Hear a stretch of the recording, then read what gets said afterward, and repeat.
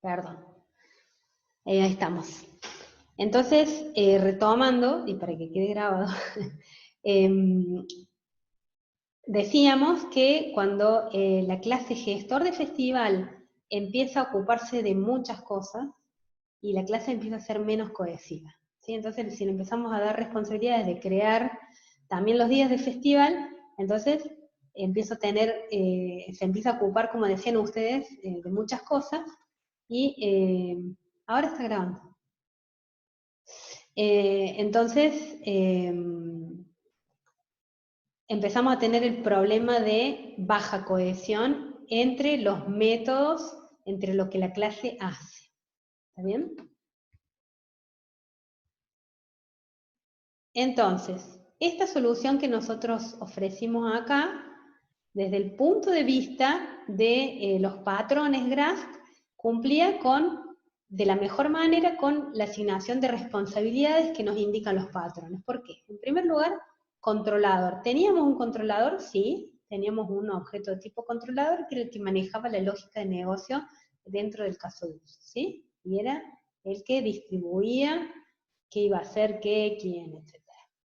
Desde el punto de vista del patrón experto, podemos encontrar, como además de hay varios casos, digamos. Por un lado, el existe festival, y el que preguntó el compañero también, valida la duplicación de fechas.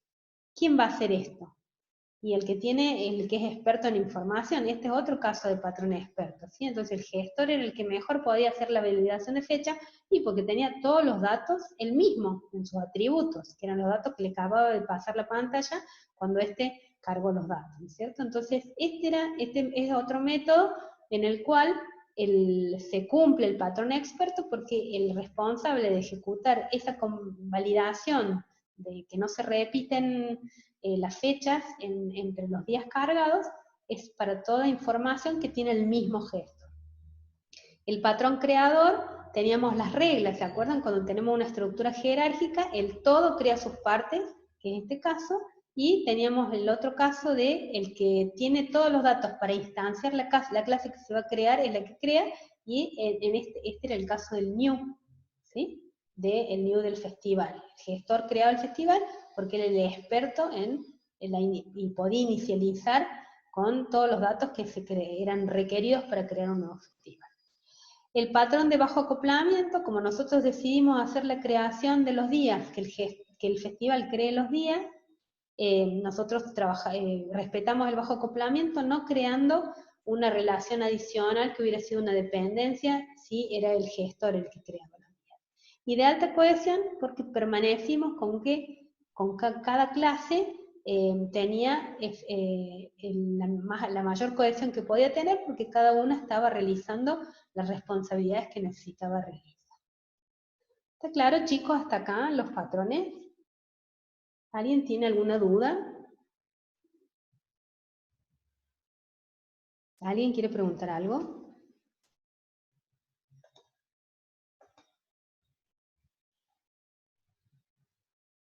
Sí, decime, Mica. Duda.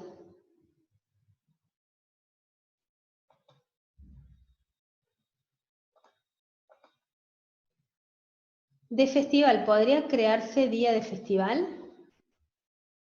Y así es como se hizo, el festival. O sí o sí es del nuevo festival a día de festival. Ah, ¿vos decís de acá? ¿De este lila? ¿Si se podría crear de acá para acá? No, yo te cuento, en realidad nosotros estamos modelando dos objetos de tipo festival porque es un acuerdo que nosotros tenemos, ¿sí? En la cátedra, ¿qué dijimos? Nosotros cuando modelamos tanto en la comunicación como en la secuencia, nosotros separamos y los objetos que son, lilita, es más, lo pintamos de lilita para mostrar que son muchos objetos de tipo festival, ¿sí? En cambio, cuando son un solo objeto, como este que representa solamente el nuevo festival que estoy creando, lo creo aparte, para que no se confunda, ¿sí? Porque si no suele ser medio confuso. Entonces, eso no es UML, nada, es un acuerdo que tenemos nosotros para que, como corregimos muchos alumnos y qué sé yo, hemos acordado, y siempre les estoy diciendo a ustedes cómo hacemos nosotros, separamos. Por un lado ponemos vieron que en la clase festival acá tengo 2 veces se repite. Bueno, acá es porque representa un solo objeto, y porque representa muchos objetos. ¿Sí? En ese caso lo separamos. Si vos no tuviéramos ese acuerdo entre nosotros, tranquilamente no haría falta y podés modelar todo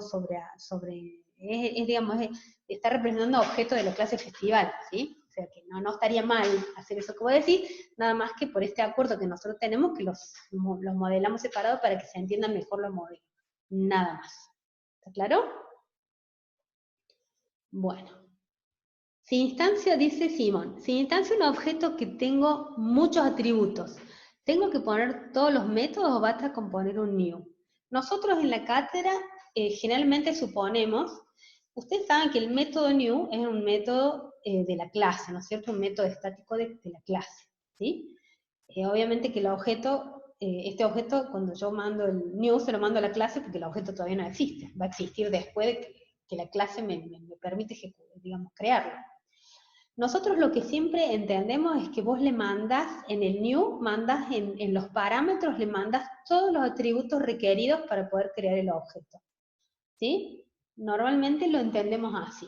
Vos decís, bueno, hay algunos lenguajes que te dejan hacer el new vacío y después hacer set con los valores de cada uno de los atributos, entonces tenés que estar mandando set para llenarlo, digamos, con valores a los atributos. Nosotros no. En este modelo, como de alto nivel que hacemos, entendemos que vos en el new, por parámetro, le mandas todos los datos y no tenés que hacer más nada. Con el new ya se creó y en la instancia ya tiene todos los datos de los atributos que tenían que ser.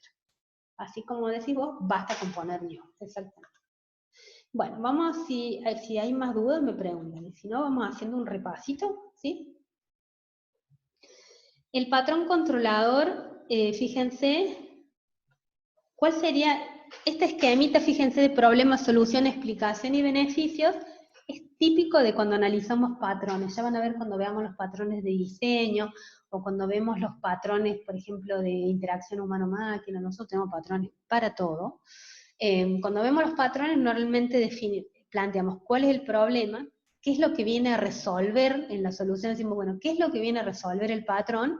Una explicación más o menos de cómo se usa, cómo se implementa, y después, ¿qué beneficios trae? ¿Sí? Ustedes saben, en esto del software, y en esto sobre todo el diseño, uno tiene que decidir, porque a veces que hay beneficios y a veces el costo también. ¿Sí? Cada vez que uno toma una decisión, vieron que uno gana cosas, pero pierde otra, ¿no? Eso uno siempre lo tiene que tener en claro. Cuando uno aplica una solución, hay cosas que gana, pero también hay cosas que va a perder. Entonces, esto es como una balanza todo el tiempo, donde uno está haciendo ese análisis de costo-beneficio. Bueno, lo aplico porque me conviene por esto, pero bueno, ya sé que esto voy a tener algún costo, ¿está bien? En este caso, están analizados los beneficios de trabajar de esta manera. Entonces, fíjense qué dice. El patrón controlador dice: un evento del sistema es un evento de alto nivel generado por un actor externo, y ¿qué es lo que me viene a resolver el controlador? Es quién se encarga de todos los estímulos externos que vienen del sistema, generados por un actor, digamos, quién los resuelve. Entonces, ¿qué me dice la solución? Asignar la responsabilidad del manejo de los mensajes de los eventos de un sistema a una clase controladora de esos eventos. ¿Sí? Nosotros en el medio sabemos que tenemos un boundary, que es el que pasa los datos, etcétera, pero el que se encarga de manejar los eventos, es decir, de manejar la lógica de negocio que proponen esos eventos, estímulos de afuera del sistema, es este objeto controlador. ¿Sí? Y la explicación: un controlador de caso uso es una buena alternativa cuando hay muchos eventos entre varios procesos, porque es el que mantiene el hilo conductor y el que hace la coordinación entre los distintos objetos. Entonces, dice, los beneficios: garantiza que los procesos del dominio sean manejados por la capa del dominio. ¿Se acuerdan lo que hablábamos? Esa división entre la capa presentación y la capa de lógica de negocio. Entonces, lo que me garantiza tener un controlador es que todo lo de negocio está manejado por la capa de lógica de negocio y no acoplado a la presentación. Y por otro lado también me ordena, ¿sí? Me ordena con que hace el gestor es ordenar la secuencia en la cual se van ejecutando cada una de las operaciones que dan una respuesta a los estímulos externos, esto de los que hablaba, de los que entra. El patrón siguiente es el patrón experto, ¿sí? Decir, bueno, ¿cómo sabemos, digamos, a quién asignarle la responsabilidad en un diseño orientado a objetos? Entonces la solución que nos ofrece el patrón experto es decirle, bueno, asignémosle la responsabilidad de hacer algo en el sistema a aquel objeto experto en información, o sea, la clase que tiene la información necesaria para cumplir con esa responsabilidad. Y acá tenemos los dos ejemplitos que hablábamos antes, el existe festival, que hace las comparaciones, y el validar, que también valida dentro de su estructura ver si tiene repetidos, ¿sí? Y ¿de quién es la responsabilidad? De la clase que es dueña de esa información, ¿sí? Entonces los objetos son cosas relacionadas con la información que poseen. Acá también aclara que puede haber expertos parciales, porque muchas veces los objetos necesitan pedir colaboración. Si no tienen ellos toda la información, a veces necesitan pedir colaboración para poder cumplir con una responsabilidad. Y los beneficios es el bajo acoplamiento, ¿sí? Me deja, yo de esta manera, reuso las relaciones establecidas originalmente y se distribuye y no tengo un supergestor que hace todo y los otros nada más que hacen get, este get y set.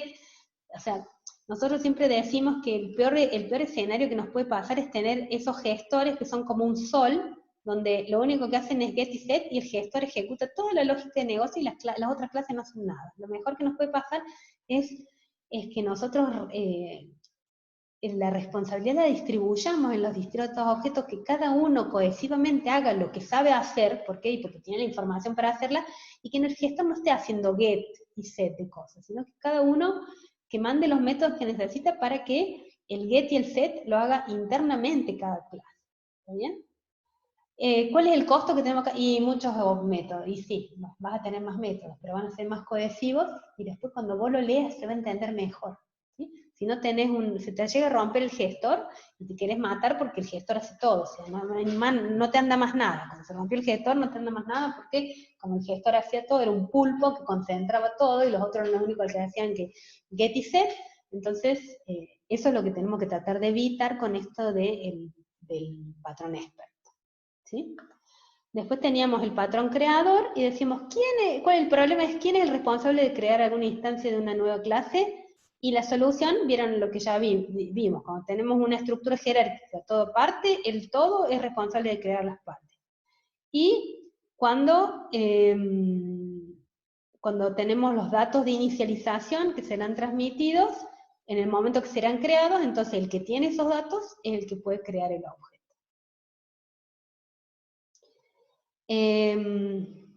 La explicación es, la forma en que se hace, buscamos las relaciones jerárquicas y aplicamos la forma de creación de esa manera, y buscamos el experto en información con los datos de inicialización, asignamos la responsabilidad de esa forma. ¿Cuál es el beneficio? Y que mantenemos el acoplamiento bajo y normalmente la cohesión alta, respetando el patrón creado. El de bajo acoplamiento es el problema, dice, es cómo dar soporte a una dependencia escasa y a un aumento de reutilización. Si nosotros logramos mantener bajo el acoplamiento y clases cohesivas, seguro vamos a poder reusar mucho mejor de cuando tenemos algunas clases que hacen de todo y la otra no hacen nada. ¿Sí? ¿Por qué? Y bueno, porque no sé, los otros componentes son fáciles de reutilizar y no tenés esa super clase que cada vez que hay que tocarla uno le agarra pánico porque no sabes que se va a romper, digamos, cada vez que la vas a tocar. Y el de alta cohesión, digamos, la solución es tratar de asignar las responsabilidades de manera de que la cohesión dentro de las clases siga siendo alta, ¿sí? Siempre asignemos pensando de que si yo tengo una abstracción que se llama gestor de festival, bueno, lo que estoy esperando es de que maneje festivales, ¿sí? Y los días de festival, y bueno, habrá otro que maneje los días de festival, porque este maneja el festival en general. ¿Está bien?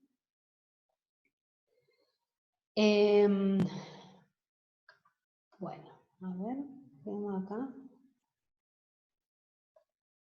Esta es la realización de caso de uso, vieron con todos los patrones aplicados.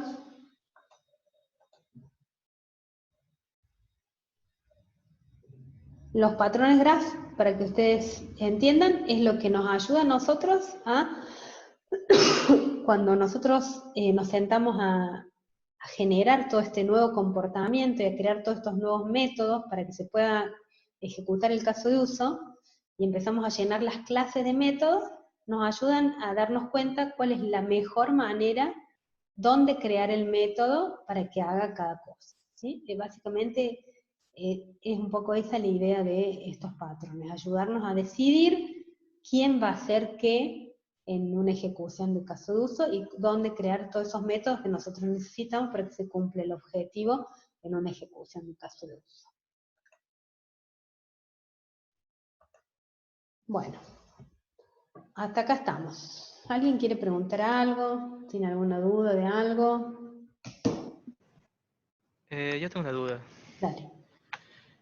Cuando el gestor hace la validación de los datos, o sea, valida los datos obtenidos de la clase o de la interfaz que se le pasa, o de los dos, digamos. No me quedó claro. ¿En el método 21? Sí, cuando hace la validad de datos, digamos. Ajá. Mira, acá está. Este es el método, ¿ves? El 21, validar duplicación de fechas de festival. Lo que hace es, fíjate, acá hay un método que dice, el gestor le dice a la pantalla, pedir de más, pedir, confirmación, pedir, ahí está, el 15, ¿ves? Pedir datos día festival, ¿sí? Cuando una vez que cargó los datos del festival, le dice, bueno, pedí los datos de los días del festival. Se agarra la pantalla y empieza a pedir. Tomar fecha del día del festival, tomar la hora de presentación, tomar la fecha límite de anulación, tomar el vencimiento. Todos estos 4 datos por cada día le va cargando el usuario en la pantalla. Después agarra la pantalla y fíjate en el 18 dice tomar los datos, no, el 20, perdón, tomar los datos día de festival, ¿sí? Y se los pasa al gestor. ¿Eso qué quiere decir? Que todos esos datos que recabó acá para todos los días que cargó el usuario, los tiene guardaditos el gestor en un esquema de atributos, digamos, que puede ser una lista o alguna estructura que me permita guardar por cada día todos estos 4 datos que va a guardar.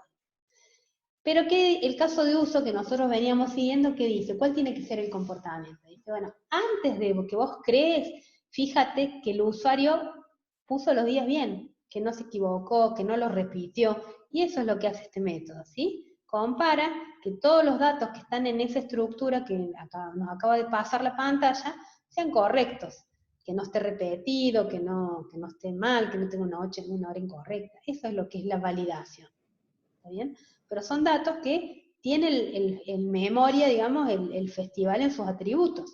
Eso es lo que hace. ¿Se entendió, Lautaro? Sí. Hay Después, otra duda también. En los diagramas, ¿qué va en la parte de estado, o sea, en los atributos? Porque sé que los métodos irían estos mensajes que se envían, pero que, como en la parte de estado. o El sea, estado es el valor que atributos. tiene el atributo en un momento determinado, ¿sí? Así se le llama en el paradigma orientado a objetos, cuando hablamos de un estado, del estado del objeto, estamos hablando del valor que tienen los atributos de ese objeto en un momento determinado. ¿Sí? Eso es estado. Es un concepto del paradigma orientado a objetos. Acá nosotros hablamos de atributos genéricamente, porque lo que estamos hablando es de qué datos maneja mi objeto, ¿está bien? ¿Cuál sería la duda? No sé, en los diagramas, porque nosotros ponemos, por Sí, ejemplo, la clase boundary y ponemos estos sí. métodos. Pero aquí iría en la otra, en el otro recuadro, porque son, Ah, en las clases. Ah, vos querés preguntar cuáles son los atributos que tenemos que poner en un boundary o en un controlador. sí. Ahí vemos. Dice acá, profe, tengo una duda. Por ejemplo, antes de preguntarle al festival, ¿existe festival? ¿Tengo que crear el objeto festival? Es decir, antes de mandar un mensaje, lo primero lo tengo que crear. César pregunta algo que es bastante interesante. Sí, ya te contesto, César. Pero vamos a contestarle a Lautaro, que pregunto, ¿cómo era? Acá está, mira. Fíjate, ¿ves la pantalla? Está medio chiquito acá. Pero ves que tiene un atributo que se llama Año, Edición, Festival, LBL, ¿ves? Y después dice Año, Edición, Festival, TXT. Eso quiere decir que la pantalla tiene un atributo que se llama, que es de tipo label, ¿sí? Que es el nombrecito que yo voy a ver en la pantalla, que se llama Año Festival, para que el usuario sepa que en esa cajita de texto que está ahí al lado, tiene que poner el año del festival. Y después tengo otro atributo que se llama Año de Edición Festival TXT, que esa es lo que ahí en este atributo va a parar el valor que tipee adentro de la cajita de texto el usuario. ¿Está bien? Entonces nosotros en la pantalla siempre necesitamos tener los botones, los labels y las cajitas de texto que contienen la información que yo le pido al usuario y todo lo que ve el usuario, todo eso son atributos de la pantalla. ¿Sí? Nosotros, ¿qué les decimos a ustedes en los diagramitas nuestros? Pónganle, no hace falta que pongan todos, porque son montones, pongan 4 o 5 atributos, que yo me dé cuenta que ustedes entendieron cuáles son los atributos que tiene la pantalla, ¿sí? Entonces, en la pantalla, ¿qué atributos va a haber? Todos los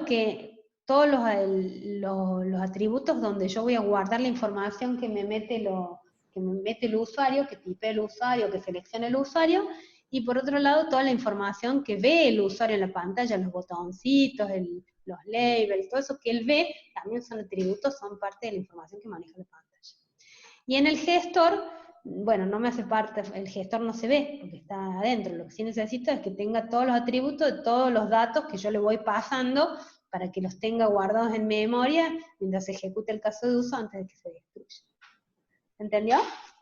Sí. Bueno, lo que pregunta César es si yo, cuando voy a usar un objeto, yo lo tengo que crear. Sí, vos cuando arrancás el caso de uso, nosotros todos estos objetos los tenemos que crear en memoria, porque si no el caso de uso no va a hacer nada, ¿sí? O sea, antes de usarlo lo tengo que crear, pero nosotros no modelamos esa parte, porque esto es, el análisis es un modelado de alto nivel, ¿está bien? Entonces, los new que nosotros sí modelamos es la creación de un objeto nuevo que antes no existía. Estos objetos, como ya existían en el sistema, yo estoy pensando que ya los tengo levantados en memoria, ¿está bien? Esa es la forma, es la asunción que nosotros hacemos cuando hacemos estos modelos. Pensamos que todo lo que el sistema ya tiene, persistente, digamos, cuando yo arranco el caso de uso, lo tengo disponible en memoria. Por eso le mando directamente un mensaje a este objeto festival. Este objeto que antes no existía porque no estaba creado, lo tengo que crear yo, por eso le mando un new, estos sí los modelamos, ponemos el new, y ¿qué estamos esperando? Que cuando la próxima vez que vos levantes este festival, este nuevo ya esté acá, porque este lo mandamos como un nuevo festival que se va a juntar con todos estos festivales que ya existían. ¿Se entendió, César?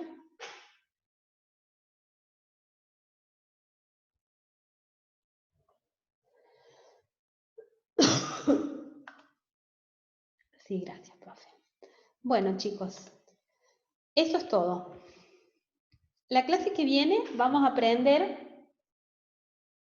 a modelar secuencia. Vamos a trabajar con otra herramienta, salvo que las chicas me pidan que les dé yo una clase práctica. Porque como hemos tirado el parcial un poco para más adelante, vamos a ver por ahí, así que por ahí les doy yo una clase práctica.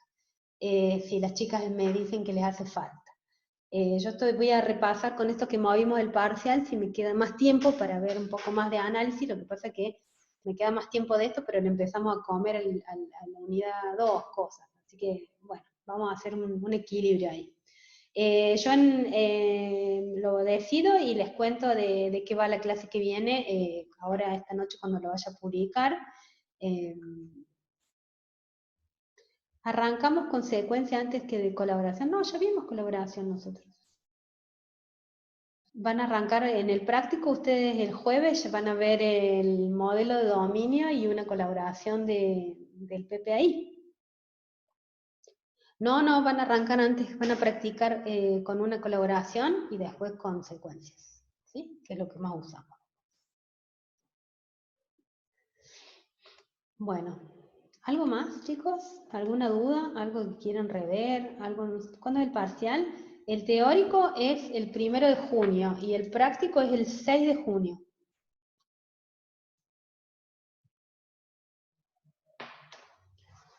El 6 de junio es día sábado y el 1 de junio es día lunes.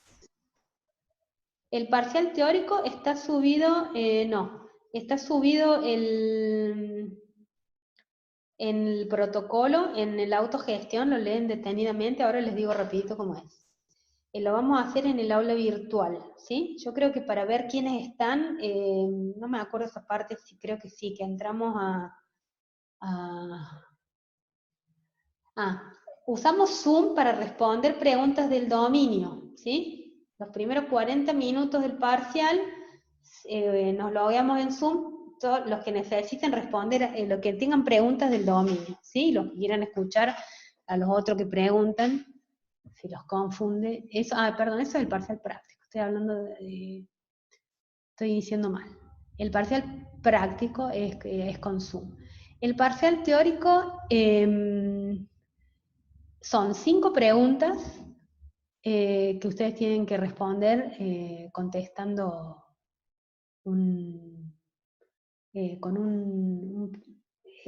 digamos,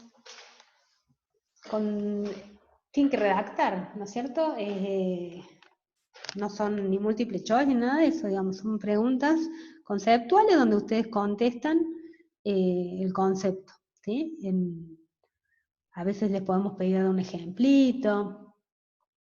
¿Sabes que no me acuerdo en el parcial teórico? Me parece que no, porque nosotros ponemos, sí tiene un horario en el que ustedes lo responden y después tienen que a determinada, creo que son 120 minutos, funciona así, es en el aula virtual. Cada vez que vos pasás la hoja, tenés que contestarlo en la compu. Cada vez que pasás la hoja, la primera pregunta está en la primera hoja. Cuando pasás de hoja, la segunda pregunta se queda guardado lo que escribiste en la primera pregunta.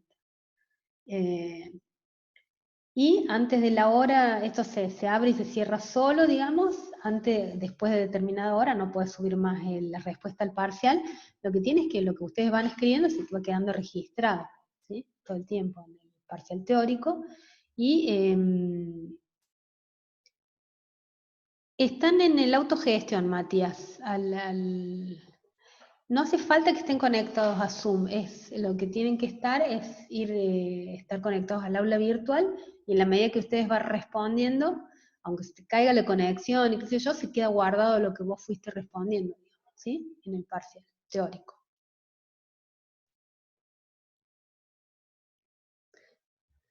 Así que bueno. Para el parcial teórico, ¿cuál libro de la bibliografía nos recomienda para leer? Es la unidad 1. Fíjense en la modalidad académica. La bibliografía en la unidad 1 te dice los libros y te dice los capítulos de los libros, ¿sí? Bien. Que hay que leer. ¿Sí? Y el Esto está basado en el proceso unificado de desarrollo, es el capítulo 8 del proceso unificado, es el mismo libro que usaban ustedes para ASI. Y después hay algunas otras cositas, por ejemplo el apuntito este que yo les subí de Larman, de Craig Larman. O sea, sería el lenguaje unificado y modelado, sería la bibliografía. No, el proceso unificado de desarrollo, ese es el nombre del libro. El capítulo 8 que es el análisis, y después tenés el apuntito este del Arman, también te sirve, y bueno, y no me acuerdo de memoria, pero después nos fijamos bien en la bibliografía que está publicada, a ver si hay algo más, pero es básicamente eso, es poquito lo que hay. Para el primer parcial teórico es bastante escueto. Acuérdense del UML 2.0, lo que vimos en clase, ustedes tienen las PPT. Sí, vamos a pensar de que es casi un parcial el libro abierto, porque yo no puedo controlar que ustedes estén con todos los materiales, digamos, abiertos, y qué sé yo, entonces por ahí va a ser un teórico un poquito pensado eso, como que un parcial el libro abierto. Entonces por ahí vamos a pedir más ejemplos, más alguna cosa de ese tipo. ¿Mm? Disculpe, no sé si puedes repetir igual los días. ¿El 6 sería el práctico o teórico? Si entras a la autogestión están agendados. El parcial práctico es el 6 de junio y el parcial teórico es el 1 de junio. Ahí está, gracias. Y la modalidad de parciales está subida a la autogestión. La subió Judith el sábado, por ahí. Y en el aula virtual le voy a Inés que la suba también. ¿Requerimientos va? No. Eso era repaso para poder entender lo que estamos haciendo nosotros ahora. No, no va a requerimientos.